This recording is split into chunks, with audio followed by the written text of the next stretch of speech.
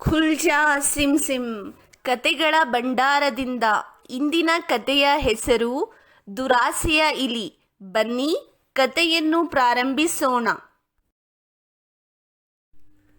ಒಂದು ದಿನ ಇಲಿಗೆ ದೊಡ್ಡ ತಿಂಡಿ ಕಂಡಿತು. ನನ್ನ ಬಿಲಕ್ಕೆ ತೆಗೆದುಕೊಂಡು ಹೋಗುತ್ತೇನೆ ಎಂದಿತು ಇಲಿ.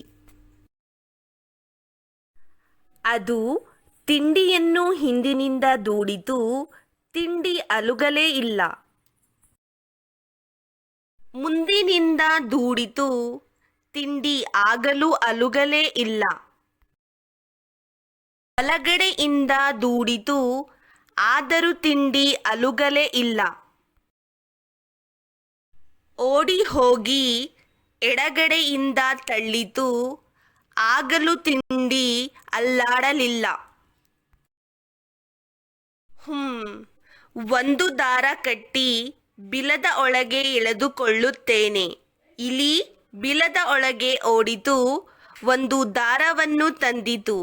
ಆದರೆ ದಾರ ತುಂಬ ಚಿಕ್ಕದಾಯಿತು.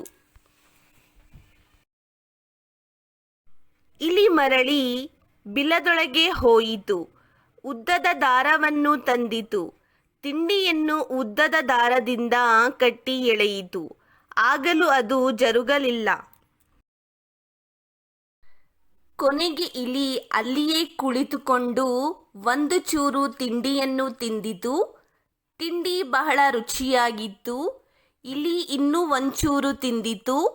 ಆಮೇಲೆ ಮತ್ತು ಒಂಚೂರು ತಿಂದಿತು. ತಿಂಡಿ ಈಗ ಚಿಕ್ಕದಾಯಿತು. ಈಗ ಇಲಿ ಪುಟಾಣಿ ತಿಂಡಿಯನ್ನು ತಿಂದಿತು. ತಿಂಡಿ ಬಿಲದೊಳಗೆ ಉರುಳಿ ಹೋಯಿತು. ಇಲಿಗೆ ಖುಷಿಯೋ ಖುಷಿ. ಅಂತೂ ತಿಂಡಿ ಬಿಲ ಸೇರಿತು. ಉಫ್! ಆದರೆ ತಿಂಡಿ ತಿಂದು ತಿಂದು ಇಲಿಯ ಹೊಟ್ಟೆ ಊದಿಬಿಟ್ಟಿತು.